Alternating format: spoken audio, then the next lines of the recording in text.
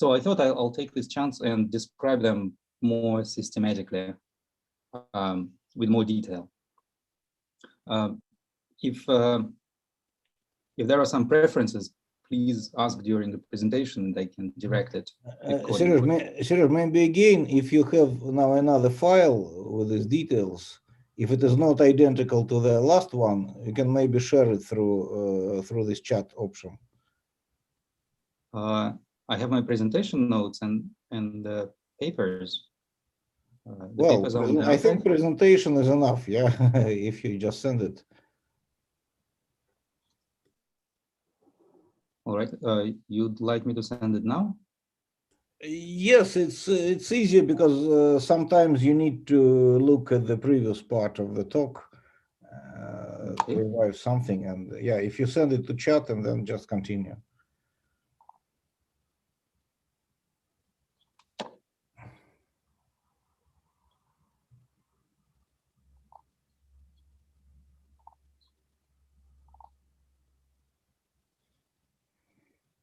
I didn't know that it's so complicated, but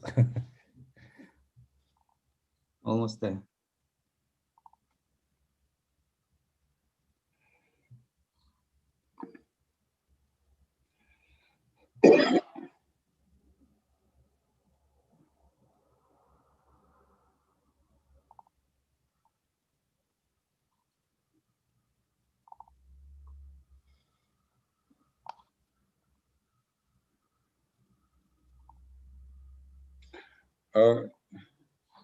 Сейчас. Один вопрос к Паше только. Паш, поскольку вы хост, если я покину митинг в свое время, это не выбросит всех? Ничего не случится. Не случится. Хорошо, а то вдруг. Meeting ended by host. Я не хотел бы оказаться в таком положении.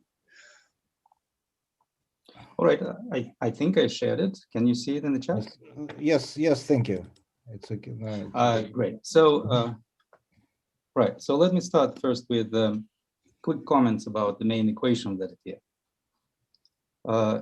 All the equations that will appear have to do with reductions of self-duality. It's been observed a long while ago that if you have a gauge field A and field strength F, curvature of that, then if your space is four-dimensional, you can impose self-duality conditions. So in case of R4, you can write out the self-duality conditions quite explicitly. Any bundle of R4, because R4 is contractible to a point, any bundle is trivial. So you trivialize the bundle, and then these A0, A1, A2, A3 become just matrix valued functions, if you wish. And this is the system of equations one's supposed to solve to describe self-dual connections. And if the curvature is also square integrable, then they're called instantons. So next, you can look at particular solutions of this, which are independent of one direction. Let's say all the connections can be made independent in certain gauge of T0. Then the resulting equation is referred to as dimensional reduction of this equation, and that is the Bogomolny equation. So now connection in the zeroth direction is referred to as Higgs field, and the remaining equations are in 3 dimensions, and they tell you that the magnetic field is equal to the gradient of the Higgs field. Next, if we impose independence of 2 of the directions, let's say second and third in the original equation, then you will have 2 Higgs fields corresponding to connection components in second and third direction. You can assemble it into a now complex valued Higgs field. So the original Higgs field was valued in unitary algebra, and this one is valued in general linear algebra. And then these above equations reduce to the statement that phi is essentially holomorphic in the remaining 2 directions, and the curvature or the field strength is proportional to commutator of phi and its conjugate. If you continue further and say that you look at solutions of this which are independent of 3 directions, then the resulting equations, in my view, the most beautiful integral system you can think of. It involves 3 matrices, and derivative of one is the commutator of the other 2. These are the Noun equations.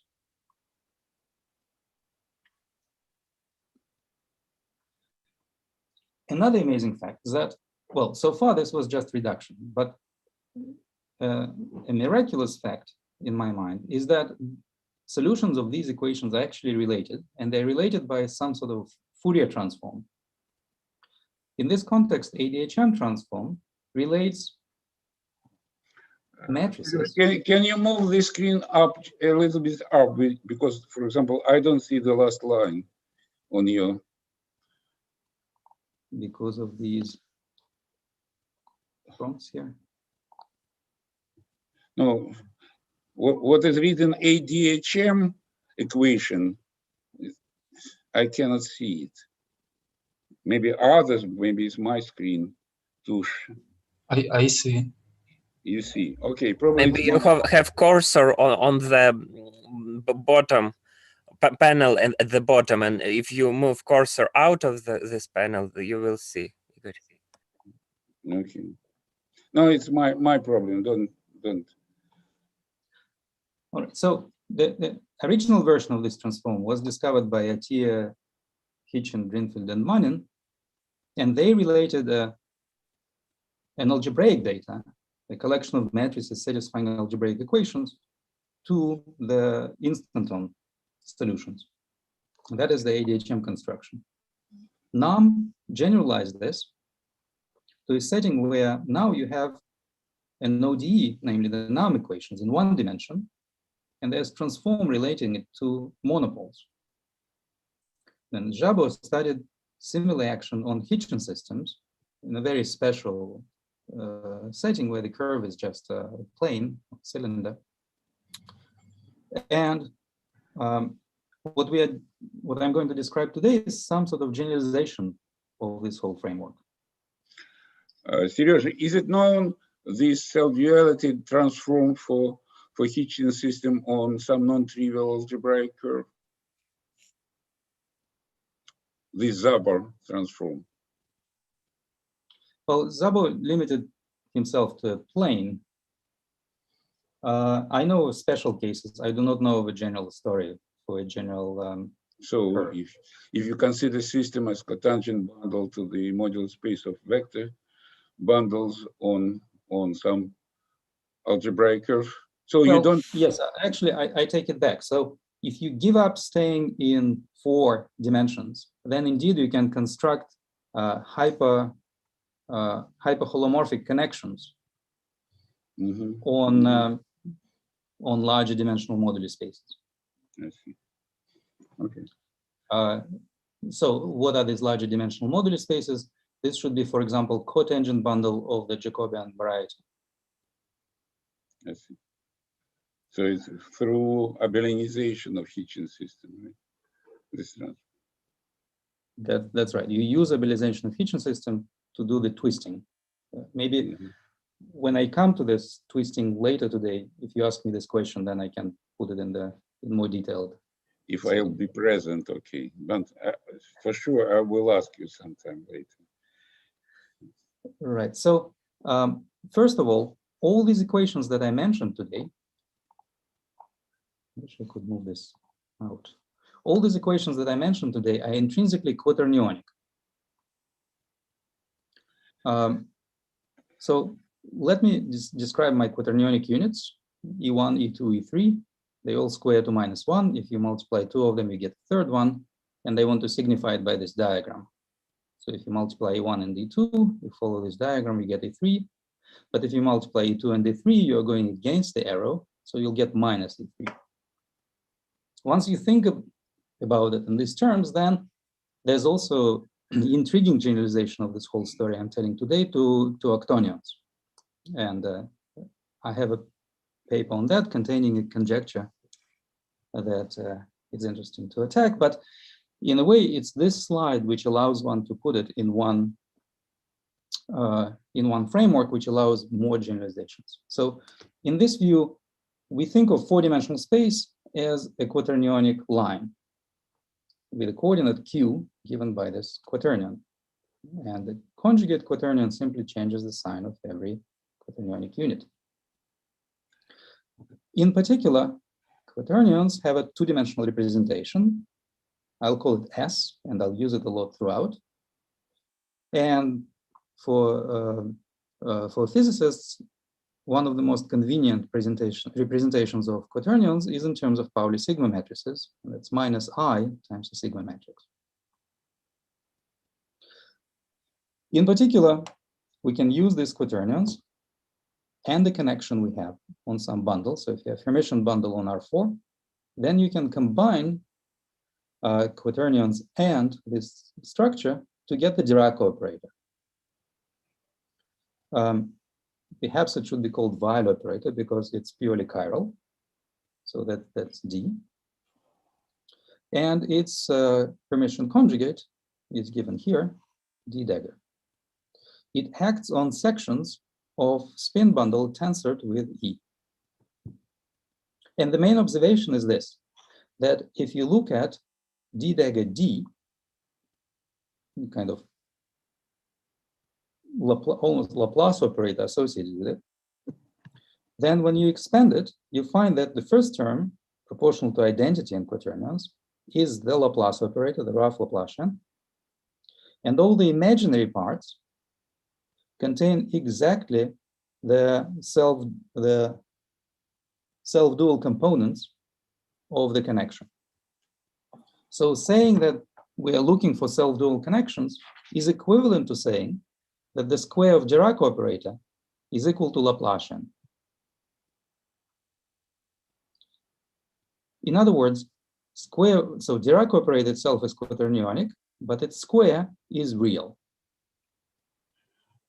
And this observation is the foundation of the Noun Transform. Wait, yes? Any questions?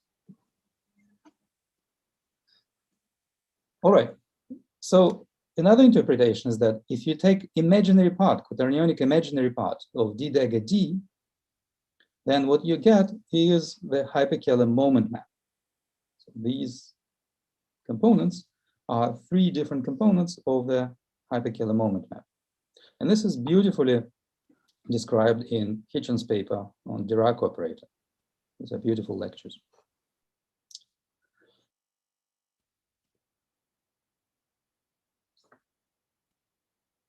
Now, let me describe the Noun Transform based on this framework. And then we will go through one example where we'll actually construct monopole solutions in this way. So in the Noun data, you start with a quadruplet of matrix valued functions on an interval. This wavy line will signify an oriented interval with coordinate S. And we give four matrix valued functions, T0, T1, T2, and T3. I guess I chose them to be anti-Hermitian. Maybe Hermitian, I'm afraid. Well, they're Hermitian, I need I here. And if they're anti-Hermitian, then I don't need an I here. So T0 essentially is the component of a connection on some bundle along this interval. And T1, T2, T3 are endomorphisms.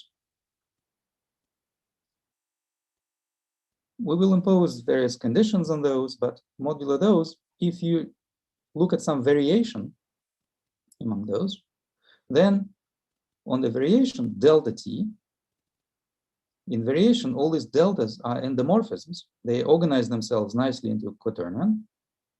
And you can say now that there is a natural norm on the tangent space at any quadruplet, given by this formula. The trace of a square, so it's analog of the usual norm. And what's wonderful about this is that first, you have the norm on the space. Second, you have the action of quaternions by multiplication on the left by E1, E2, and E3. And this multiplication of quaternions is compatible with your norm. And third, there is the action of the gauge group. There's gauge transformation on your bundle naturally act on endomorphisms and on the connection. So as a result, you get very large affine space, which is hyperkala, meaning it has quaternionic structure, which is compatible with the metric, and it has the action of the gauge group, which respects all quaternionic structures. Once you have such a structure, you can perform a Hyperkala reduction. It's a generalization of symplectic reduction. So given one complex structure and the metric, you construct an ambiguously symplectic form, and then you can perform symplectic reduction. It will give you one moment. And if you do it for all three, you get three different moments of the symplectic quotient. And these are exactly the Nahm equations. Derivative of function 1 is commutative of the other two, and the other equations are obtained by cyclic permutations of 1, 2, and 3. Using our previous way of thinking about it, we organize T's into a quaternionic operator. And that is the Dirac operator, or Weil operator. And by itself, well, it will just give you its kernel, it's one space. However, you can make fairly easily a family of such operators. Namely, imagine you have three-dimensional space with coordinate little t. Then, if you add to each Nahm matrix, Ti, the corresponding component, T1, that still solves the Nahm equations. Mostly because the abelian part, T1 times identity matrix, commutes with everything else. So if you change it in such a simple way by just shifting T, then now you have a family of Dirac operators. And if you look at the kernel of that, that is no longer trivial. That depends on your position of T. So we have three-dimensional space. We have a space of L2 sections over it. That's a trivial bundle of R3. And within it sits a kernel. That gives you a sub-bundle. Seriously, excuse me, is it related? So you don't, in T0, it's just L2, it's not periodic, but in periodic case, if it's going to be a kernel of the monodromy operator and T being just a spectral parameter, you take a Nahm equation, the equation D or ds minus T, which is a one-dimensional operator, and T, you put some spectral parameter there, and then you consider monodromies of this connection along the T0 direction. Is it the same or it's different? No, it's different. There is a meaning to monodromy of T along the circle, and it has different interpretation in this case. Okay. Yes, I can describe this in detail. It's important for studying periodic instantons. So in this case, what was important for us is that we obtained a bundle of R3, which is a sub-bundle of trivial bundle of all L2 sections. And just as if you have a sub-manifold in R3, you immediately have induced metric. If you have a sub-bundle in the trivial bundle, you immediately have an induced connection. Namely, you take derivative along your R3 and you project back on the kernel. So if psi, capital psi, is, if psi j's form a basis of the kernel, orthonormal basis of the kernel, then you take derivative and project it back on the kernel. That gives you components of connection. And also, but you're not taking the derivative multiplying by s. It's just a kind of Fourier transform. Well, all of this is Fourier transform, exactly. And in a sense, this twisting by t, so t and s are the dual coordinates. So here in the last line, I am taking derivative and projecting back. That's how I get the connection. Oh. And multiplication by s gives me the endomorphism. And that's the observation of Nahm, that this connection and this endomorphism automatically satisfy Bogomolny equation. And the beauty of this particular framework is that it follows almost immediately from the quaternionic structure of the whole story. So what is very intriguing to me, and I wrote some paper which has the word octonions in the title, is to explore the similar framework for octonions. And that would involve, instead of NUM equations and monopoles, it would involve Heidis-Witten equations in 5 dimensions and what I describe as octonionic monopoles. But in any event, this is a side remark that that this framework allows generalization. Okay, any questions? So is this obvious that the rank of dagger doesn't depend on T? It is the same for any T. Yes, the rank of kernel. D dagger. Rank. That's right. That's right. The dimension of the kernel is independent of T. However, there might be some special points. All these subtleties are hidden, and I didn't describe them here, in the boundary conditions we impose on the NUM equations. So let me go through one example. Sergey, excuse me. By the way, this bundle over R3, how it is compactly extends to, there is extension to three-dimensional sphere, or how, what's the boundary conditions? Are they? That's right. So yes, so all these are important questions that are related to the boundary conditions that we impose on T. And the typical boundary conditions for monopoles is that phi, norm of phi, tends to a constant at infinity. And then it has subleading corrections, like 1 over r. So in some sense, phi plays a role of electromagnetic potential. Like electromagnetic potential plays a role for electric field, phi plays that role for magnetic field. So phi typically behaves as a constant plus 1 over r. As a result, you can't really extend it, but it gives you a very nice bundle of eigen lines of phi at infinity. And that bundle encodes the magnetic charge and so forth. Thank you. So let's go through one example. I'm sorry, to see like you how this said works. that the rank of bundle is constant, but it's also like infinity, right? Well, the L2, the ambient trivial bundle, is infinite. That's just L2 sections.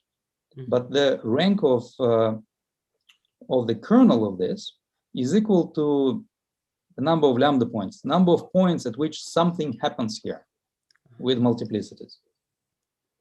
So it's finite. So that is finite. Finite, yes. Thank you. Thank you. So let's look at one example. I think it was the very first one that NUM published. That is construction of the Dirac monopole, namely phi equals 1 over r, maybe plus a constant. So let's look at NUM equations on a semi-infinite interval. Begins at lambda, goes to infinity. And the rank of the bundle over this will be 1. So as a result, all the T's are 1 by 1 matrices. Well, in that case, all the commutators on the right-hand side vanish because T1 converts with T2. And all this equation tells us is that T1, T2, and T3 are constant along the semi-infinite interval. So let's just, instead of using capital letters for them to signify that they're just numbers, constant numbers, let's call them little tj's. Oh, I'm sorry. So ti's are constant, they're fixed. Now little tj's will be the twisting parameters, their coordinates in R3. So let me give interpretation to all this. We have origin in R3, and we have tj's, which will be giving us the position of the monopole. Then we are twisting it with some position on R3. That's the position of the observer. That's where we want to get our fields. So next, we'll introduce the relative position of the observer to the monopole. After all, that's the only significant thing for the fields. We will call it Z. So then the corresponding Dirac equation reads like this. It's DDS minus sigma j's ZJs, psi equals 0. Again, that's an equation that is very easy to solve because here all the ingredients are constant. So this is a constant matrix. So psi has this form, e to the z slash s times some spinner. The only condition that we need is for this to be L2, right? Depending which spinner we pick here, we might be either exponentially growing as we move to the right, as s increases, or decaying. So the condition that we get exponential decay is that psi or zeta has to have negative eigenvalue rather than positive one. So our zeta has to satisfy this equation, has to be eigenspinner. And then after this, it's fairly easy to compute the normalization factor. And now we have a solution. There's basically only one solution to this. So in this case, just to answer your question, the kernel is one-dimensional. Next, to compute the Higgs field, all we have to do is sandwich S between psi and psi dagger and integrate. And that's the Dirac singularity. That's the Dirac monopole. So if you take gradient of this, you will get magnetic field pointing in different directions, and that's exactly the Dirac monopole. Okay, any questions? What is sigma? Sigma j. What is so sigma j's are Pauli matrices.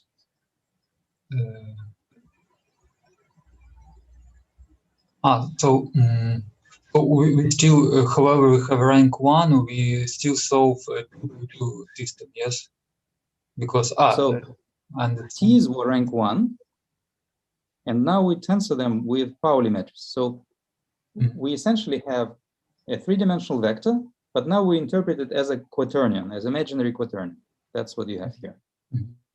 So these sigmas appear as sort of a way of thinking of a quaternion. Capital T belongs to some auxiliary space which have some dimension, like any like A. And that's right. But in our case, capital T, in this particular example, capital T is just in one-dimensional space. Yeah. Yeah. So we have two spaces here. Thank you for pointing this out. First, there is space on which quaternions act. That's the spinners. That's always two-dimensional. And then there is space on which T's act. And in this case, it's one-dimensional. Okay. Now let's see how easy it is to construct a non-abelian solution. The Toft-Polikov monopole, in particular monopole found by Bogomolny, Prasad, and Sommerfeld. In fact, we don't have to change much in the previous solution. Instead of looking at a ray, let's look at an interval minus lambda to lambda, and still have rank 1 line bundle. Our NUM equations are still exactly the same. They tell us that T's are constant. So the only thing that changes is that now we look at these modes, but they have to be L2 modes on an interval. As a result, it doesn't matter what zeta is. L2 interval guarantees that either of these two modes is integrable. So indeed, we can take solutions, psi1 and psi2, organize them as columns of psi, and here they are. Either column of this exponential matrix solves our Dirac equation over here. And then we do exactly the same. We take psi dagger, S, psi, and compute phi. Fairly simple integral to compute, out of which you extract the Higgs field.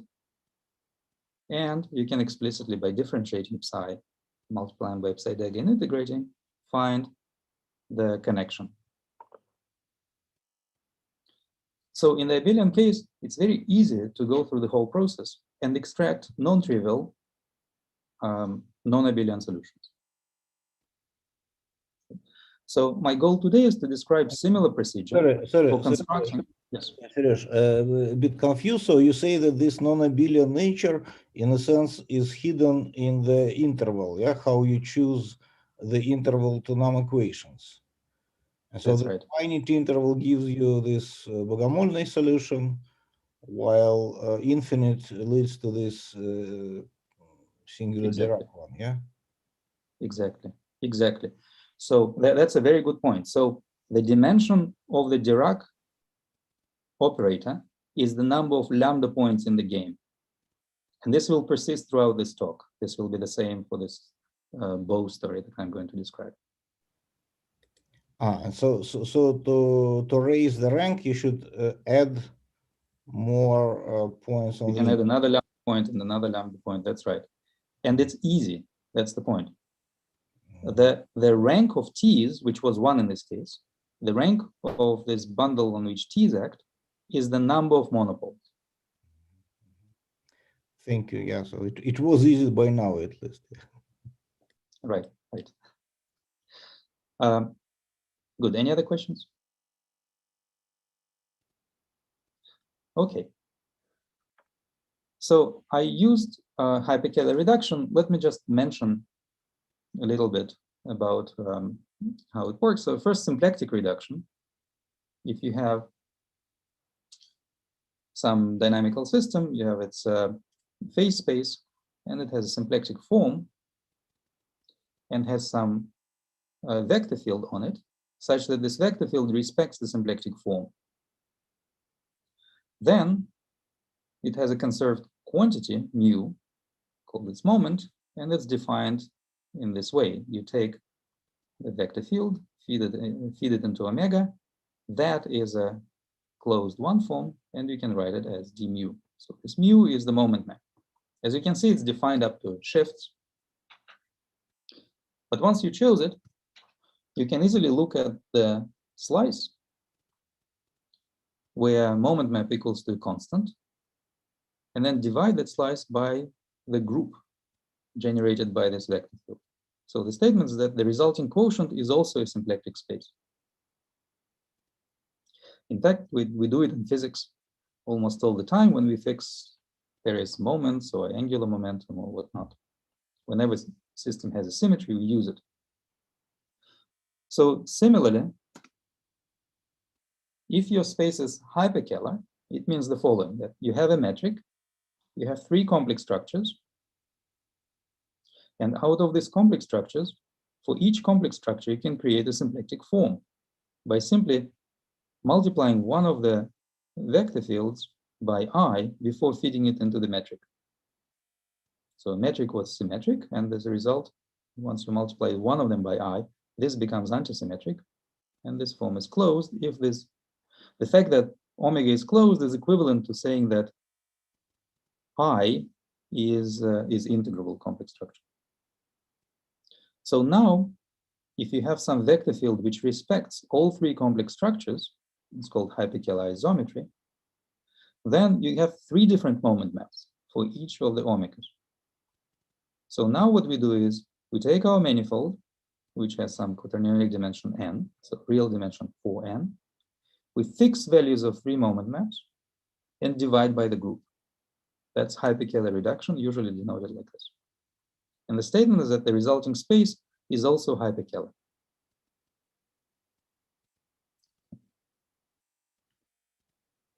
So in a sense, when we were considering NUM equations, that's what we've done. We looked at the space of all NUM matrices, and we performed Hyperkala reduction by the gauge group. And that gives us NUM equations as moment maps. Now let's look at much simpler situation. Let me consider this quiver. I have 1 point, another point. To one point, I assign vector space W, which is complex dimension little w. To the other point, I assign vector space of complex dimension little v. And now I look at maps, just linear maps from W to V and V to W. First observation is that I can package this pair into something on which quaternions act. Namely, assemble I and j into a spinner like this. What does this spinner do? It maps me from W to S tensor V. And S is exactly the space on which complex structures acted.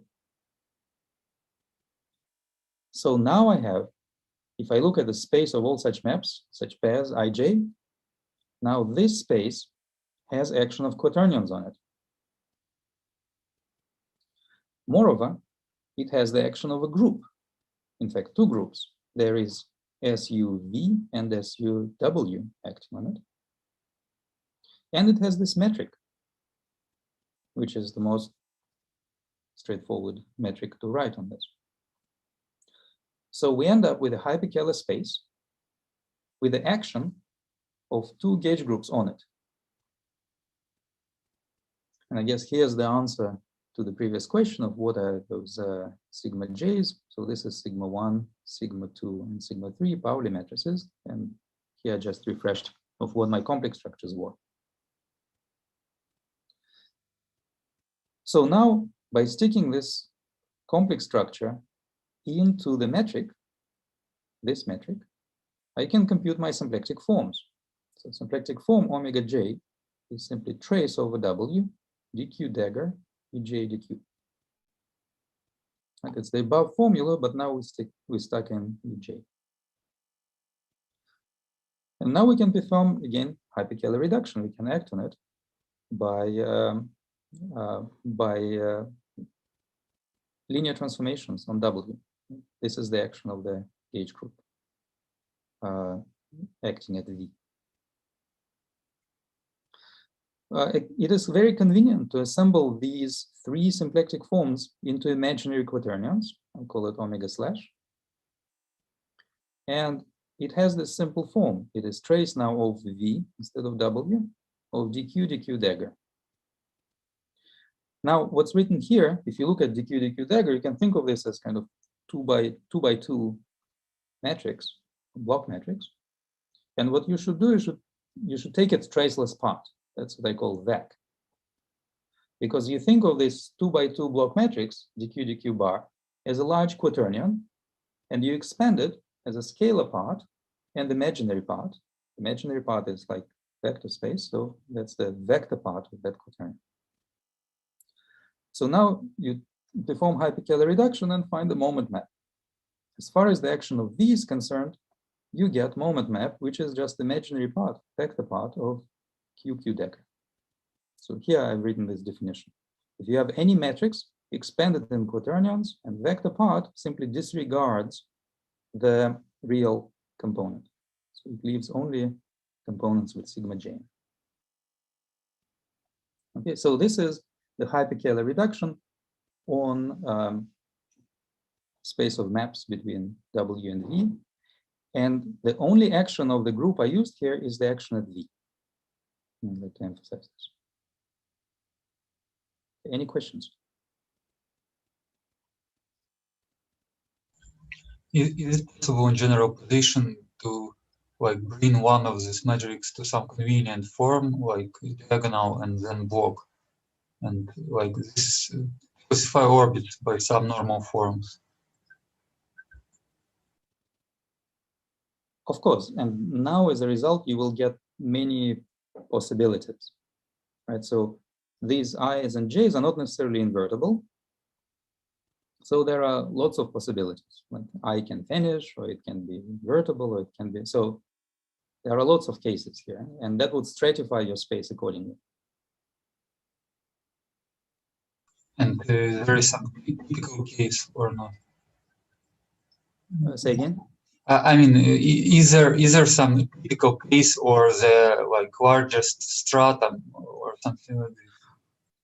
That's right, indeed. So you might be interested in a larger stratum, and yeah, of course, you can put I in some canonical form. Identity matrix is one of the blocks. Yes. Thank you. So this situation where you had auxiliary space and you performed symplectic reduction with respect to only one of the ends is what I'll call fundamental multiplet, because we used only one of the group actions. Another ingredient that we'll need for this bow construction is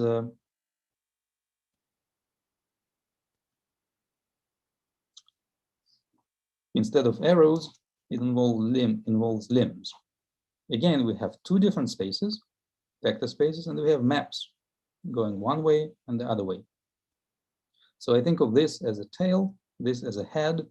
There is a map going from head to tail, and there is a map going from tail to head. That's what these indices signify.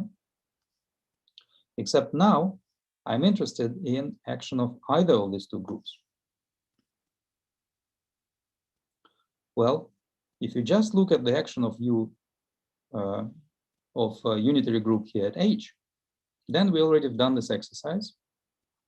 I assemble my two maps, B head tail and B tail head, into one spinner. I call it B, and we computed this above. It's exactly the same expression. Now we're interested in gauge group acting at the other edge. So we want to assemble this T and T dagger in a different way. Essentially, we assemble it into its charge conjugate spinner. And to save letters, instead of denoting it, so the first one was denoted by B, its charge conjugate I denote by IB. Very often, when you LaTeX, you run out of letters, and now I just described how you can double the number of letters that you use for conjugate quantities. So if B acts from E tail to S tens E head, IB acts the other direction from E head to S tens E tail. You compute its moment map, and it's also a vector of IB dagger. So now with these ingredients, I can describe a bow. These are all technicalities. Now let me describe a bow. You can construct a bow for any Dynkin diagram, but in this case, for concreteness, let me focus on AK case, on A type. So for A type, you can encode a bow in a circle and the choice of points on a circle. I call them P points, labeled consecutively. And to get a bow out of it, you take scissors and cut it at P points. As a result, you end up with a collection of oriented intervals, these blue intervals. And whenever you made a cut, you're supposed to to connect the resulting ends with an arrow. So again, oriented intervals, and the ends connected by arrows. The relation, so each interval has a length. The relation of bows and quivers is that if you take lengths of all intervals to 0, you'll end up with points and arrows connecting them. So if you like, bows are generalizations of quivers. All the spaces that I'll describe will have their degenerate limits. And if the ranks are chosen correctly, then you will recover representations of quivers. However, and I'd like to emphasize this, bows contain more. There are, for every representation of quiver, there's some representation of a bow, but not the other way around. So let me describe what the representations are.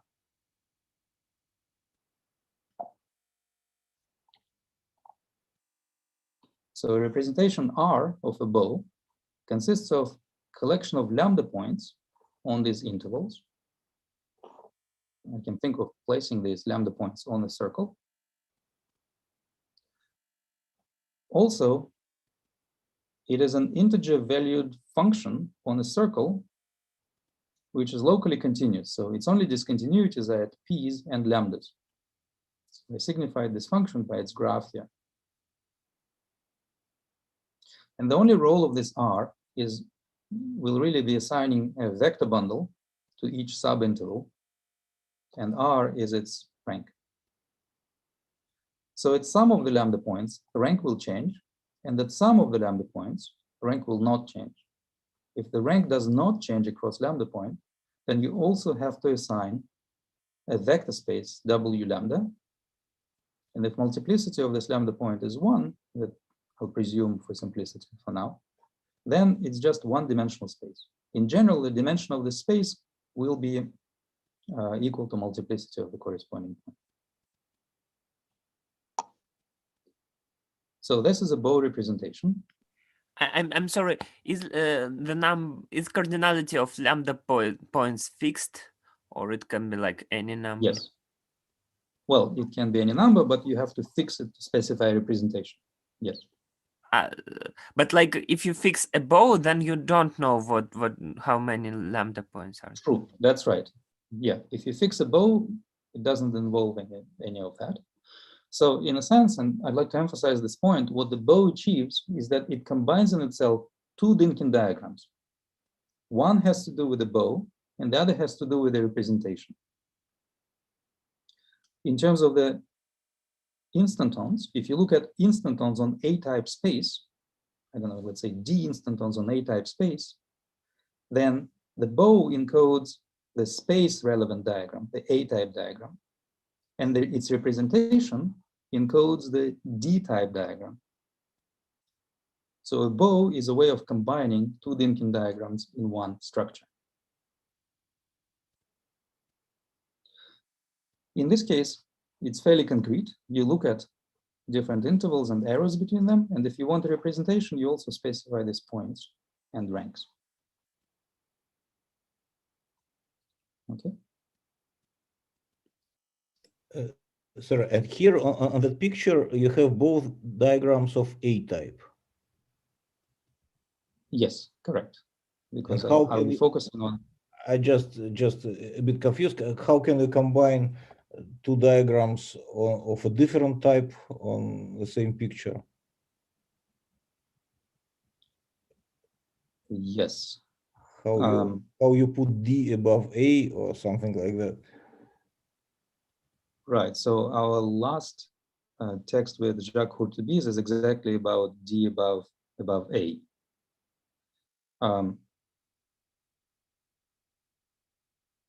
Well, let me leave it for comments. I'm very happy to describe it, but let me describe this in detail later. Now I'd like to use the momentum to describe a linear space associated to this bow representation.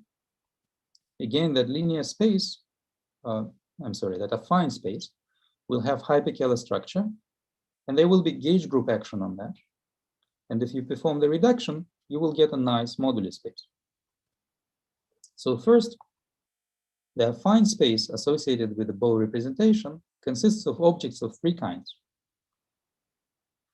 First, for every P point where we made a cut, there will be two maps from a fiber at one of the points to the fiber at another of the points. So there will be B map going one way and B map going another way, and I assemble them into a spinner. That's what I'll call a bifundamental space. For every auxiliary space, there will be maps from that space to the fiber and from the fiber to the auxiliary space, and I assemble them into Q, which form the fundamental space. And on every interval, I will look at the NAM data, some connection, and three endomorphisms. And I assemble all of them into a quaternion, or the Dirac operator, if you wish. And the space of such will be the NAM space. So far, I have three kinds of spaces, and I simply take their direct sum. These spaces are all quaternionic. I can multiply by quaternionic units, E1, E2, and E3, on the left. And here I also specified conditions of what to do with NAM matrices when rank changes. When rank changes, then NAM matrix on the larger side develops a NAM pole. So it has a form rho over S, and NAM equations will force the relation between the residues. And when you look at it, it will tell you that the residues form a representation of SU2. So this you fix. And the moment map will also force you to make the rest of the block of T continuous as you go from higher rank to lower rank. So these are the boundary conditions. And they are significant in analysis of this story. So far, I only described a fine space. It's flat with most naive metric that you can write on it. We also have a gauge group action on this. So if you look at gauge transformations on this bundle, which match accordingly on the continuing components of the bundles, and they act in, well, such that B transforms as bifundamental representation of it. I think one of this should be inverse, I'm sorry. Q transforms in the fundamental representation, T transforms as component of the connection, and these T's transform as endomorphisms. And now we can perform Hyperkala reduction. So the result of this Hyperkala quotient is the space, which I call modular space of the bow representation. We fix the moment maps, which essentially mean that we impose NAM equations along the intervals and the resulting matching conditions at every lambda point and every p point. And then we can also choose the levels for these moment maps. These levels can be concentrated at these points, p points. So every p point has its own level, which is a triplet of real numbers. So for every bow, one can consider its representations. And for every representation, there is a modular space. Again, let's run through an example and compute one of these modular spaces. Let's pick a simplest bow. This is the one from which the name appears. You can see the bow's string, you can see the bow's limb. So we have one interval and we have one p point. So we have a circle, we cut it at one point, and we have two maps between the resulting ends. If you look at the moment map within the interval, the moment map is the NAM equation. It tells that derivative of t is 0. So essentially we have t1, t2, t3, three real constants. And then we have connection along this interval, that's in t0. So if you like, there's the spiral transport once you've trivialized your bundle. It is valued in S1. It's monodron of this along the interval. So the string of the bow is associated with this space, R3 cross S1. That's the space of T's. Next, there are two maps from left to right, and it's just a pair of complex numbers. So they are associated with R4. There's remaining gauge group acting at the vertex. And the moment map of that gauge group, well, acting on T, it's T1, T2, and T3. And acting on B's, it's this vector space, vector part of BB dagger. So you just take B and B dagger, that's 2 by 2 matrix, and get rid of the trace. So we started with an 8-dimensional space. And when we impose the moment map conditions, we end up with 5-dimensional space. That's space of T's and B's, which satisfy this condition. There's residual U1 symmetry, which is gauge transformation along the bow. So it shifts the connection component and it rotates B. So it's fairly straightforward to take flat metric on this space, use this change of coordinates, and write the metric on this resulting 5-dimensional space. Here it is. Now, on this metric, there's this action of this gauge group, which rotates T0. Tau is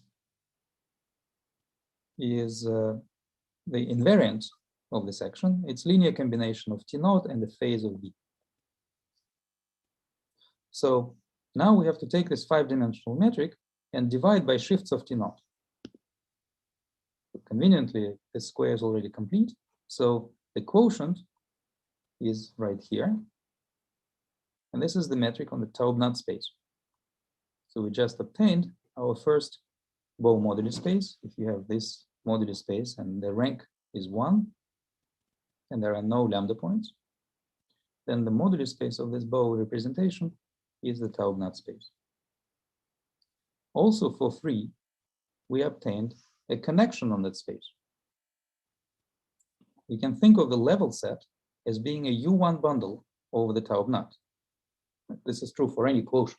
Whenever you quotient by the group, if you have some manifold, you quotient it by the group, then the quotient space has the principal bundle over it. And the metric tells you the connection. If you perform this Hyperkala reduction in steps, let's say you fix some point here, distance L1 from the left hand, and you first do Hyperkala reduction with respect to the whole gauge group, but all the gauge transformation equal to 1 at this fixed point, chosen point. And then in the last step, you perform that reduction, then you will get a family of bundles and family of gauge transformations parameterized by a point in the bow. That will be important for construction. So the upshot is this, that if you have a bow representation, it has a modular space, and it has a natural family of connections parameterized by points on the bow. I'll call them tautological connections.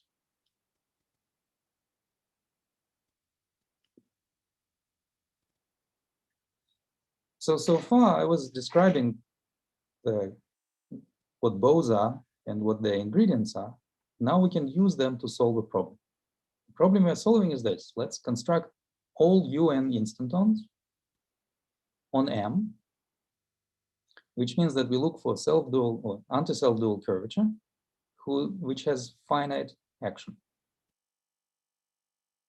In our case, M will be a K-centered multi-Taub-Knot space. In Gibbons and Hawking metric, it looks like this. It's a three-dimensional space. It has a circle parameterized by tau, fibered over it. And the whole metric is given in terms of one function, V, which is harmonic outside of some collection of points. We marked K points in R3. We fibered a circle over it. And essentially what this formula tells us, or rather this formula tells us, is that this circle vibration around a sphere surrounding any of the points nu is a Hopf bundle.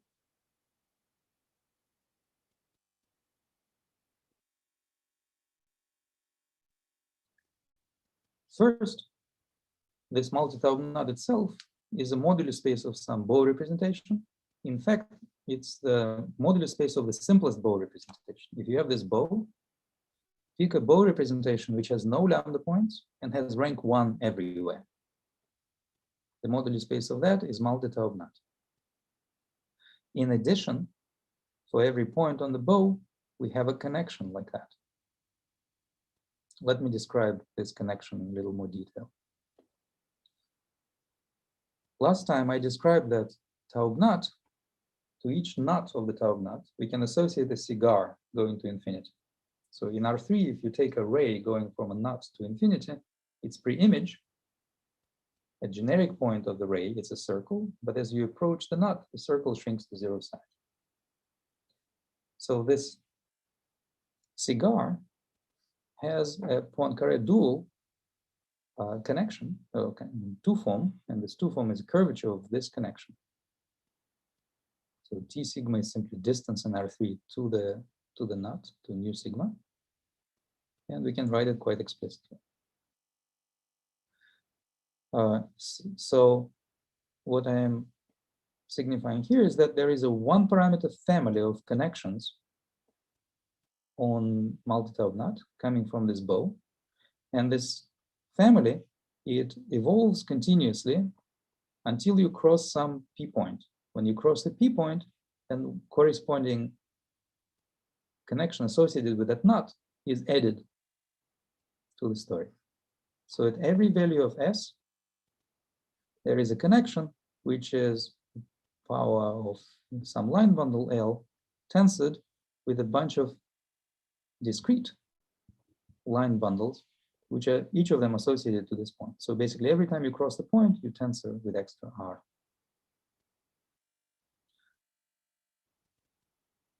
Now, if you start with the instantons, it's not clear beforehand which bow to pick and how to position these points. So we can address this question later, but you can position these points any way you like, and this construction will give you all instantons.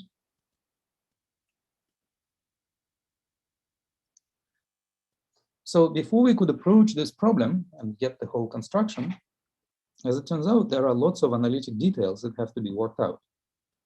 For example, Uhlenbeck considered instantons on R4, on 4-dimensional spaces, and proved the general result, which constrains how fast the curvature can grow at infinity. Namely, for instantons in R4, the curvature grows at most quartically, or decays quartically. So before we could approach the problem of instantons on top knot, we had to answer the same question. How fast does the curvature decay in this situation? In the situation of top knot. This decay of curvature is very sensitive to the volume growth of the manifold. For example, Mochizuki proved that if you're interested in doubly periodic instantons, then the curvature might decay actually very slowly. It might decay as 1 over r to the power 1 plus epsilon for arbitrarily small epsilon. So with Mark Stern and Andres Lorraine-Hobash, we first proved this mild result that if you indeed have a solution of Young-Mills equations, not necessarily self-dual equations, if you have Young-Mills, which has finite action, then its curvature actually goes to 0 at infinity. I guess physically this is quite intuitive result, but analytically it requires some work to prove. So L2 condition implies that f goes to 0 at infinity. Next, I'll need some technical assumption, is that for every point on R3, there's a circle of tau knot above it, and we can look at monodromy around the circle. So I presume that this monodromy has a limit in one of the directions in R3. If I take it to infinity, it stabilizes to something.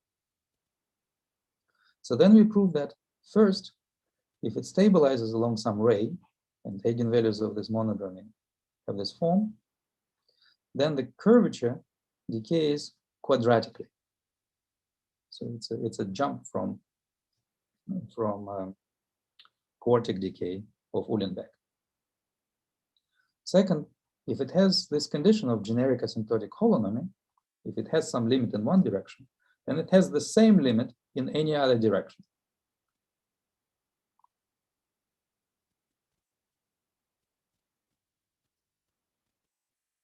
Next, we prove that once we have this, the connection has a very specific form. The bundle decomposes into eigenline bundles of holonomy at infinity, and the connection asymptotically looks like abelian connections I described to you before.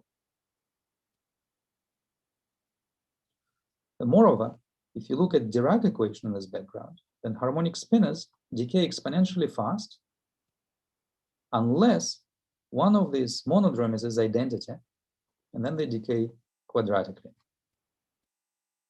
And the last analytic bit that we need for construction is we had to establish the index theorem in this case.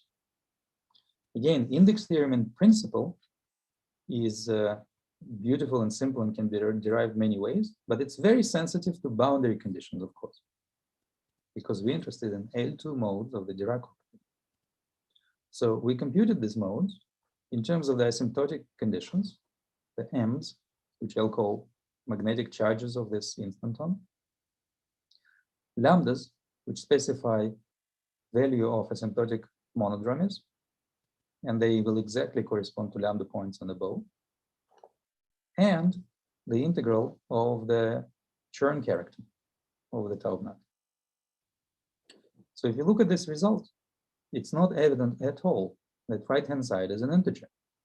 It involves fractional part of some ratio, integer, and some integral for a compact manifold. Of course, this is Chern number. It has to be Actually, even that doesn't have to be integer because it's Chern character, not Chern class.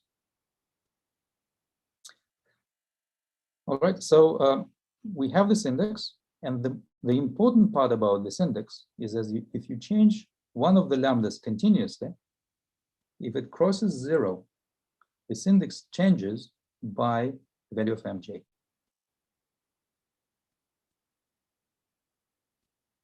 So that's the observation that is important for the bow.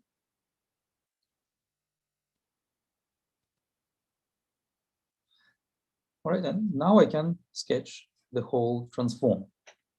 This is again some nonlinear generalization, geometric generalization of the Fourier transform.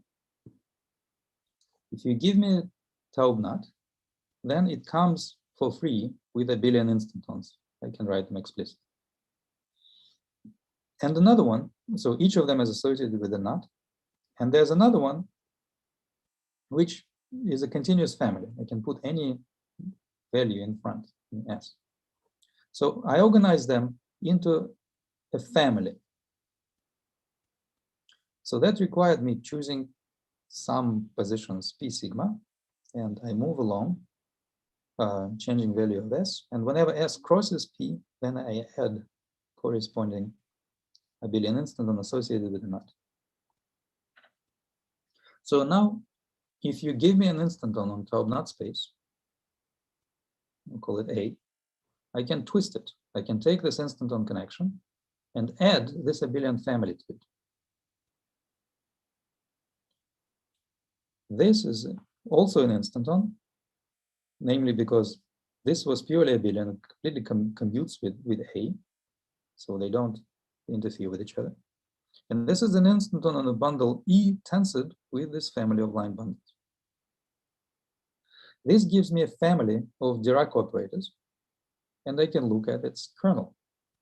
First, the index of this family is exactly the dimension of the kernel, and that will give me the rank of the bow representation. Lambdas, lambda points in the rank representation come from holonomy at infinity. And the bundle itself, or the representation itself, comes as a kernel of the Dirac operator. So that's going one direction, from instanton in 4 dimensions to bow representation, which is 1 dimensional. That's why I call it down transform. Start with an instanton and with a bow representation.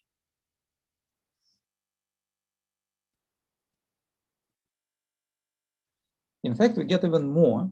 We get not only bow representation out of an instanton, we get a particular bow solution.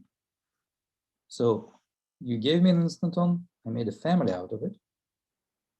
Out of that, I extracted the index bundle. Of a generic point, I have L2 kernel of the Dirac operator. At special lambda points where rank does not jump, I can have a bounded kernel of the rough Laplacian of that connection. And these are the auxiliary spaces. Next, out of the, if I pick some frame for this kernel bundle, then I can multiply it by t's to get my tj's. T's are just coordinates on R3 on the base of Taub-NUT. I can take its derivative with respect to S to get the connection T0. I can take something that is in the kernel, a bounded kernel of Laplacian, hit it with Dirac operator, projected on the kernel. These are the Q's by fundamentals. Or I can multiply it by coordinates on the Taub-NUT associated with each nut, and that gives me B's. So given an instanton, I can recover or reconstruct the solution on the bow. That's the down transform. The Fourierness of this transform is exactly in this. So shifting the connection by, let's say, x amounts to multiplying psi by e to the I s x. So that's the usual Fourier story. Okay, any questions?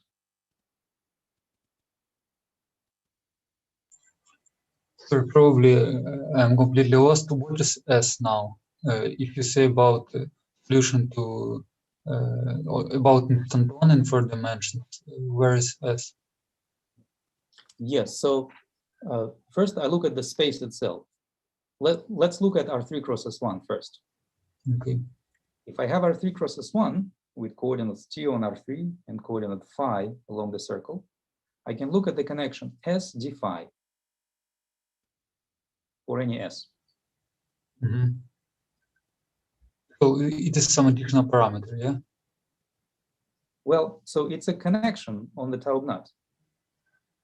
Moreover, it's a connection which solves the instanton equation itself. It's a abelian connection.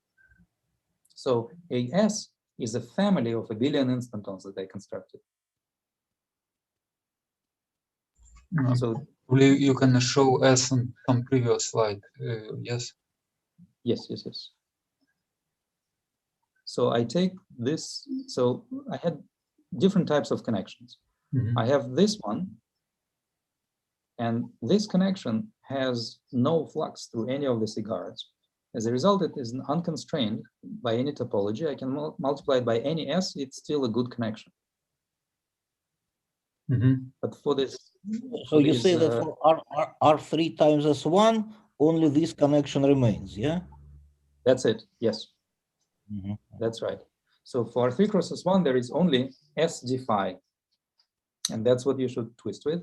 And that's what we do when we perform Fourier transform along the circle.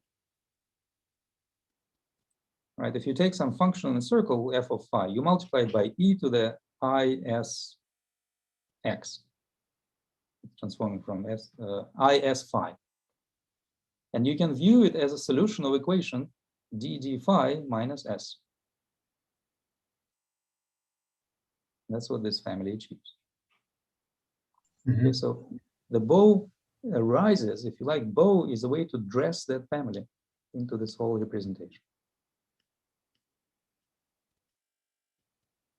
That's going one way. Now we want to go up from bow to the instanton. If you give me some solution of all moment maps of a bow representation, I call it capital T, capital Q, capital B, I can assemble them into a Dirac equation, Dirac operator like this. How do I do that? What's needed from this D is that the imaginary part of d dagger D equals moment maps. Next, given this solution, I want to construct something on the Taub-Knot. To do that, I look at a small bow representation of the same bow. That small bow representation has a particular solution TB, which I can interpret, little t and little b, which I can reinterpret as a point on the Taub-Knot space itself. Next, out of this fixed solution, I want to construct a family parameterized by that point. Oops, wrong direction.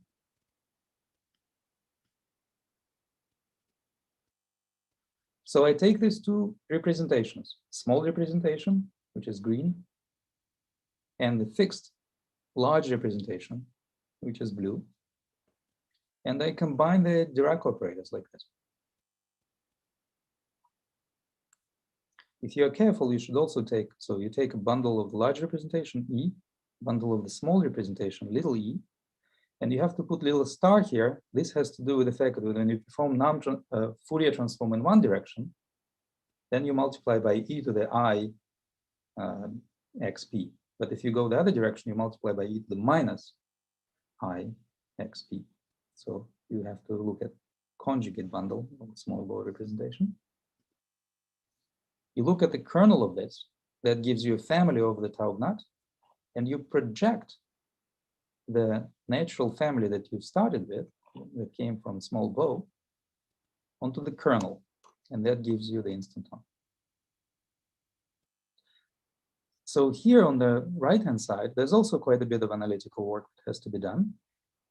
You need to prove various estimates of behavior of T's near lambda points, and you need to compute the index of this Dirac operator. So all this is in our paper with Mark and Andres, which I hope will come out this week.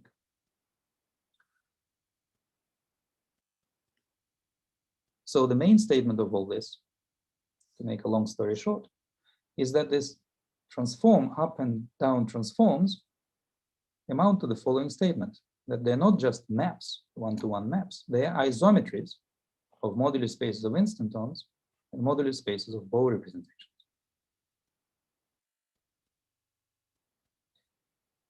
Modular space of bow representation is much easier to study. First, it involves an ODE instead of a PDE. And second, even that ODE is integrable. And in every complex structure, it's very easy to describe this space. So these bow varieties are quite easy to study. However, to emphasize the point, if you're interested in questions such as L2 cohomology, which are not just complex analytic, these questions are difficult and they involve careful analysis of the asymptotics of these spaces.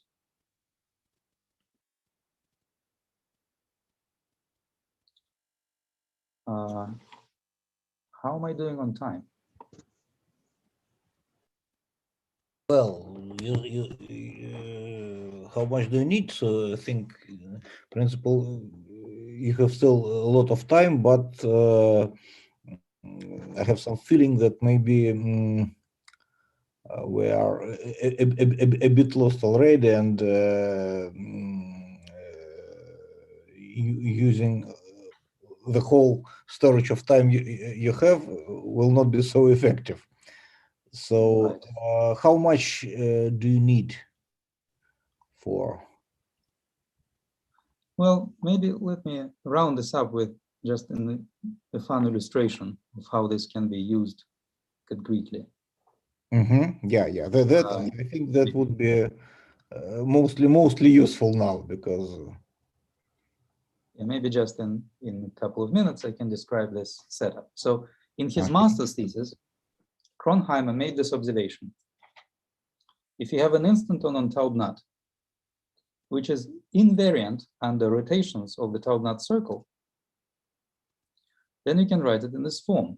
So you have some instanton connection on the Taub-Nut, but you can write it under some gauge transformation in a form which depends, you can write it as a connection and some endomorphism of a bundle on R3. So you make it circle independent.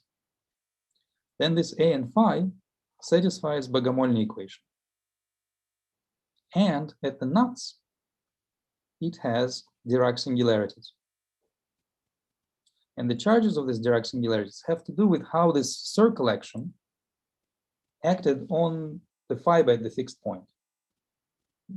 These are basically the characters of this circle action at the fixed point. So this, as far as I know, was the first introduction of singular monopoles. So there's a usual solution of the Bogomolny equation, but they have Dirac singularities that describe points. So I was curious how to construct them. And through usual Noun Transform, we could construct them with one or two singularities. We have done this with my student Brian Durkin. But getting beyond that was very hard until we discovered bows. So with a bow, if you want to construct monopoles with lots of singularities, with k singularities, what you should do is look at an AK bow. So you have a circle and k p points on it. The ranks on every interval as you go around the circle is 1, except there's one interval in between on which the rank is 0. In terms of brain configuration I described last time, it amounts to having D3 brains which do not wrap all the way around the circle, but stop somewhere.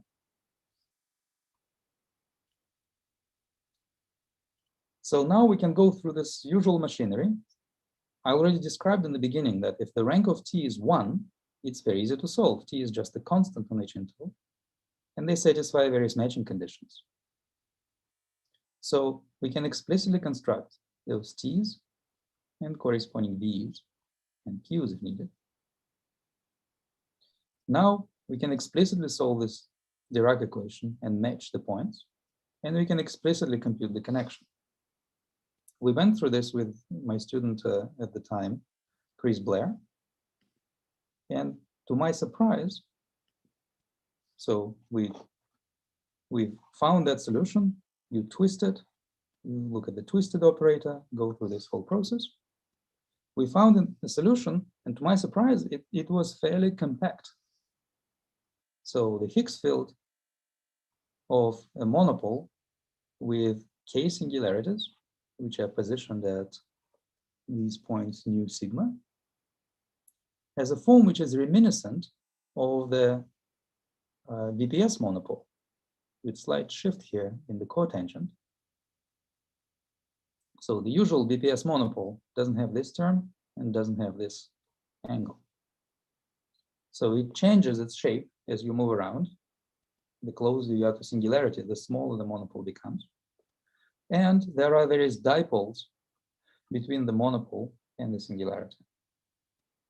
So the reason that, well, you can see that this bow doesn't have, it's missing some intervals, and that's the reason we call it Cheshire bow. So any bow representation which has 0 rank somewhere is a Cheshire bow representation. So all I wanted to emphasize here is that this is an explicit solution.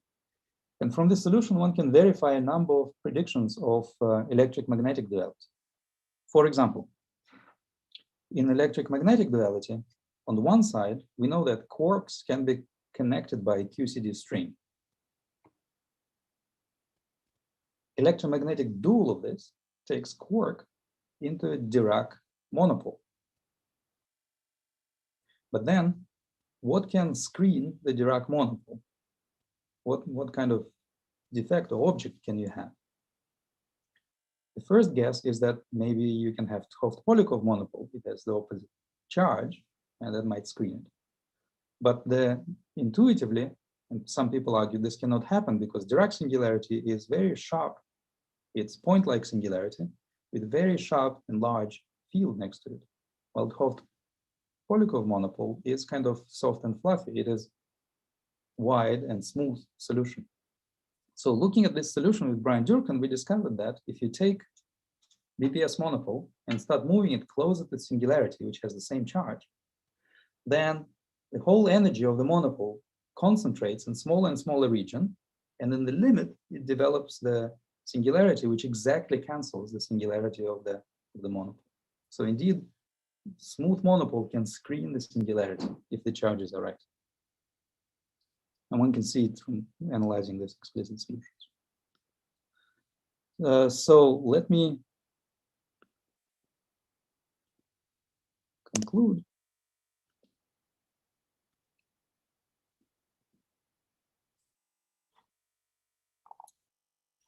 By saying that the ADHM construction produced instantons in R4, Noun construction gave monopoles in R3, and today I describe details of bow construction, which gives you instantons on multi-Taub nut space, Hitchin space, the D-type ALF space, on any ALF space.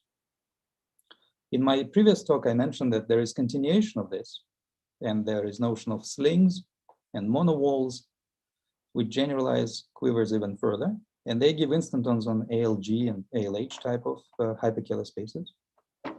We proved that instantons have quadratic curvature decay on Taub nut, computed its index.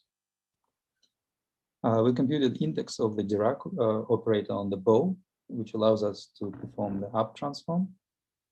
And also the modular space, we claim that the modular space action is isometric, and that is the part of that is the main content of our third paper to come out. And moreover, one can use this construction. In one of the papers, I constructed explicit one instanton on multi-Taub nut, and one can construct singular monopoles, and it has other uses too. So I'll stop here. Thank you very much. So, questions? Kolya, are you also lost? No, I have questions. But Yes, please. Just is it true that R4 is also Taub nut space? R4 is a limit of Taub nut space, yes. And I think in the previous talk, I sort of gave an example of this, is that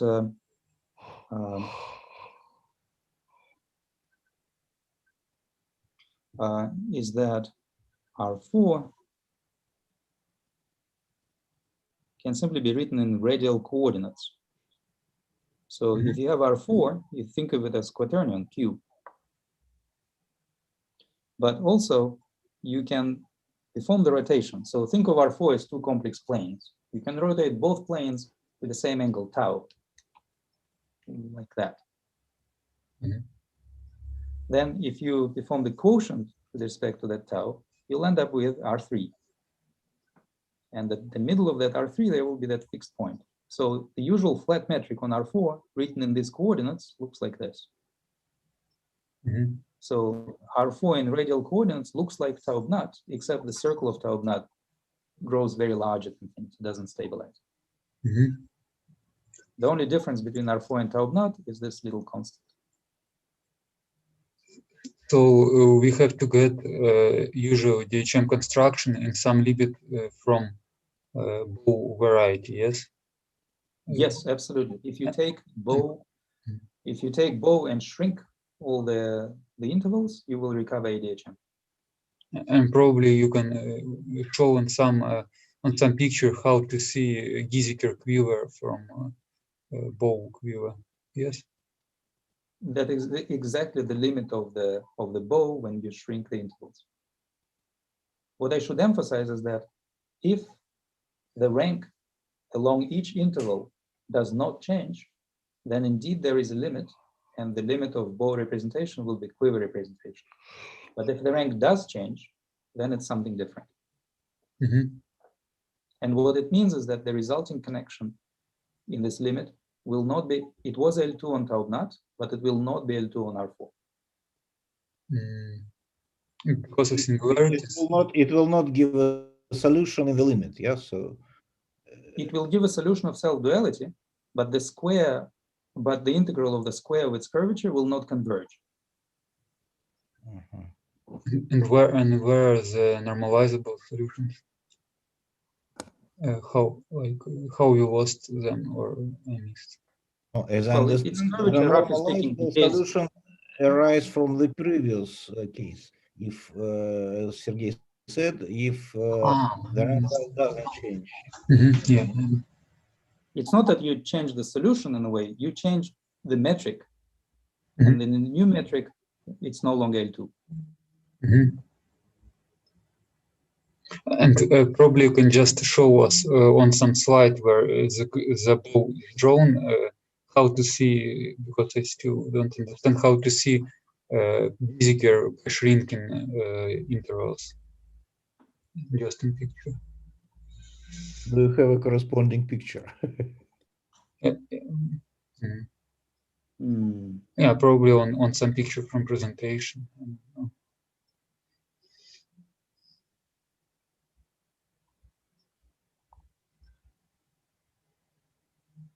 Yes, so the instantons on R4 were constructed by the ADHM. Then instantons on R4 mod gamma were constructed by Kronheimer and Nakajima. And they were constructed in terms of the corresponding quiver, A, D, or E-type quiver. In this case, if you look at this quiver, A-type quiver, and shrink each blue interval, shrink to a point. And in this case, you will get 1, 2, 3. You'll get 3 vertices. And these vertices will have associated vector spaces. So here it will have this one auxiliary space.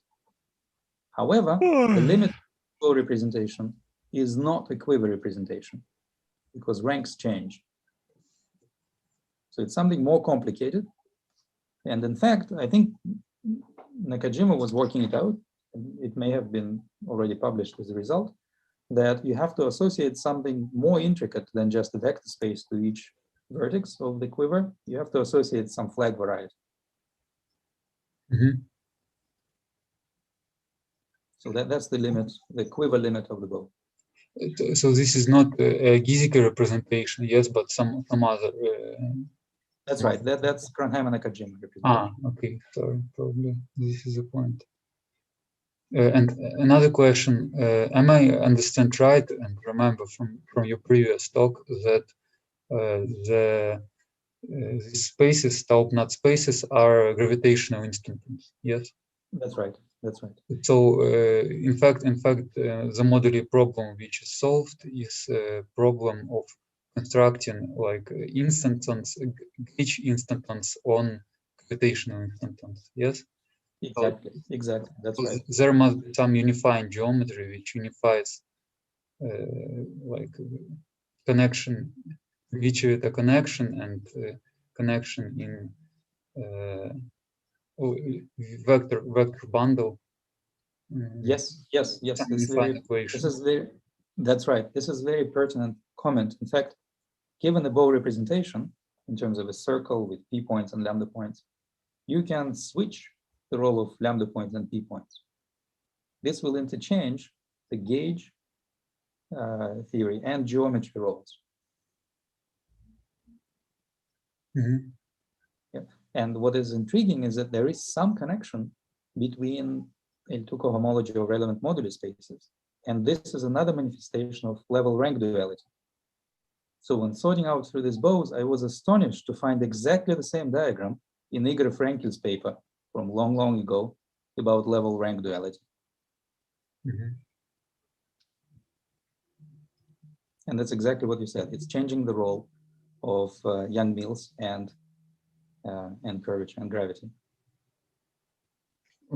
And like this is the duality, but there must be some equation which geometric equation which manifests this duality, which like unify two equations into one. And this is equation on what object and in which space.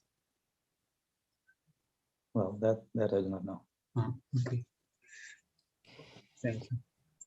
Okay, so more questions? Pasha? Yes, so I wanted to ask about this interaction between gauge fields and gravity. So is it fact that we cannot take into account the back reaction, kind of energy momentum tensor of the gauge field, which enters the Einstein equations? So is this solution always in the limit when maybe gravitational constant goes to zero? So we have a solution of No, not at all. That's the amazing thing about self-dual fields. They have zero stress energy tensor. I see. So they don't DPS. influence. They don't have back reaction to the background, to the gravitational Right. background. Yes. That's right. That's right. Yeah. And moreover, they can be used the other direction. So the way we obtained, for example, the metric on D-type gravitational instantons with Hitchin is by realizing it. Well, that's what we've done with Anton Kapustin. We realized that as modular spaces of monopoles. And from that, with Hitchin, we computed the metric. So you can use gauge theory to solve Einstein equations.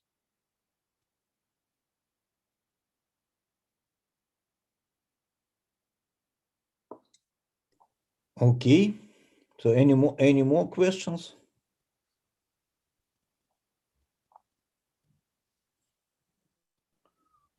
Well, then I think we should thank Sergey for two very nice talks, and I have give excuses for we are not even ready enough to get this in full, but we hope maybe to come back sometimes. Спасибо большое. Thank you. Надеюсь, мы вас не очень напрягли, особенно там в эти 5 утра. Всегда приятно. Ладно, спасибо еще раз, да. Я надеюсь, что да. Всего доброго. Ой, можно я вопрос задам? Вот, конечно. можно показать случай, вот, который был после определения Боу, там вот этот пример маленького.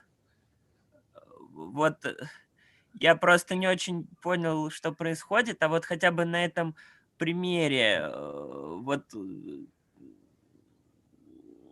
сейчас тут был боу, и там были координаты вот b и t, да? Да. А как мы получили вот сейчас я понял, что мы получили что-то пятимерное, ну просто по счету размерностей. А что вот это за L и R? L и R. Совершенно верно, да. Значит, хорошо. Значит, мы получили что-то пятимерное, потому что у нас есть 3t, которые определены через b. И осталось только фактически независимые переменные, это b. Sorry, should I be using English? Ну давайте уж, нет, сейчас уж раз Рому спросил. Так не осталось никого англоговорящего. Не осталось, да? Да. Хорошо. Значит, фактически у нас есть две комплексные переменные в b и t0. Да, я должен был написать здесь, что значит r – это просто абсолютное значение вектора t. Вектора t. Ну, это так раньше и было, да. А L кто такой? А L – это длина вот этого интервала. Видите, интервал от минус L пополам до L пополам. А совсем... L и R – это числа, да? Ну, это функция на R3. То есть это абсолютное значение t. Расстояние трехмерное. Сейчас L1. L1 я сюда поставил, потому что ту же историю можно сделать по частям. Значит, если мы сначала поделили по всему отрезку, то есть мы поделили по калибровочным преобразованиям, которые единица на концах отрезка, то L1 будет просто L.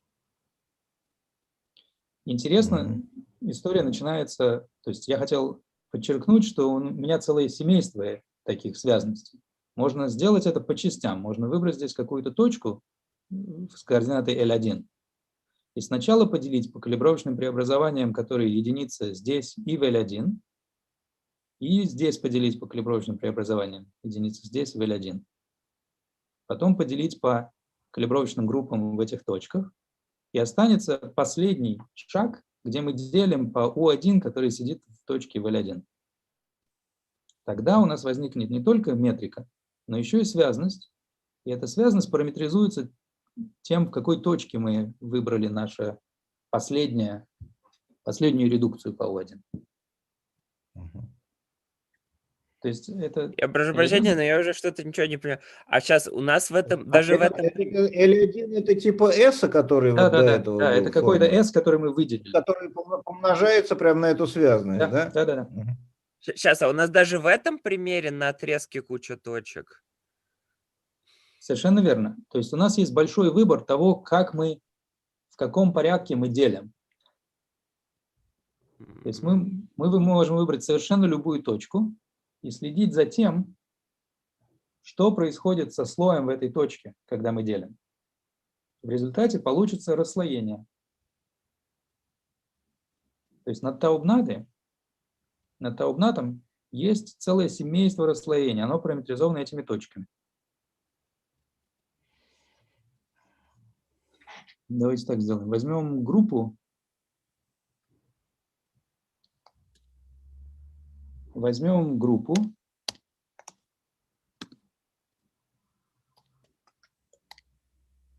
И поделим эту группу, которая сидит в точке S. Есть все калибровочные преобразования, и есть калибровочные преобразования, которые равны единице.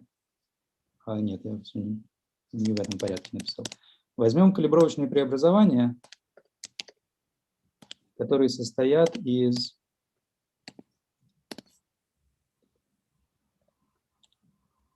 например, S0, которые в S0 равны единице. Если поделить G по тем преобразованиям, которые в S0 равны единице, то получится U1.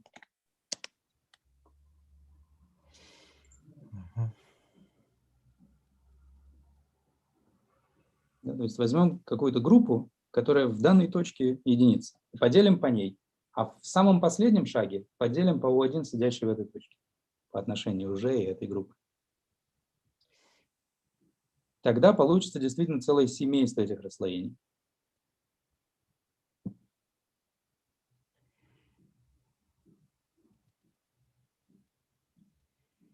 Мне То кажется, есть мы получили семейство метрик, которое зависит от того, куда мы сажаем эту точку S? Нет, посмотрите. Метрика вот в этой голубой рамке одна и та же во всех этих случаях. А вот эта добавка к ней А вот пропорциональна. эта добавка зависит от того, на какой слой, по какому U1 мы поделили последний раз. То есть в какой очереди мы это все делаем. Ну я что-то не понимаю, ну то есть зависит все-таки от L1. Метрика не зависит, метрика вот здесь. Метрика на пятимерном пространстве зависит, потому что это разные пятимерные пространства. Но метрика на общем сечении, редукции не зависит. Смотрите, у меня есть пространство, на которое действует, скажем, 2 U1. Я могу поделить по первой, а потом по второй. А могу наоборот. Результат один и тот же. Да? Но если я поделю по первой, у меня получится пятимерное пространство моментов, на которые действует вторая.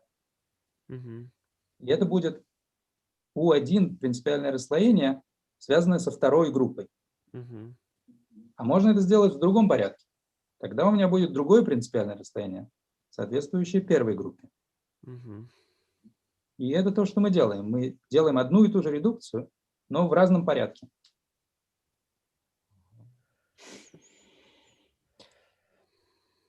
Хорошо, Ром, частично удовлетворены?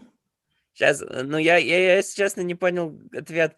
Все-таки еще раз. Вот этот R это кто? R это... R это абсолютное значение t, вектора t. Ну и есть R с вектором, и это просто вектор t. Это просто, наверное, t, да. Ну, хорошо. А вот еще раз я просто как бы медленно соображаю. А L это... А L это длина вот этого отрезка. L это длина отрезка. Ну хорошо, ладно. Так, понятно. Спасибо. Спасибо. У меня есть статья, в которой все эти детали написаны, собственно, в которой строится один инстантон. Ага. Ладно. Будут силы, посмотрим. Спасибо, Сереж. Спасибо вам. Всем всего хорошего. Всего хорошего. До свидания.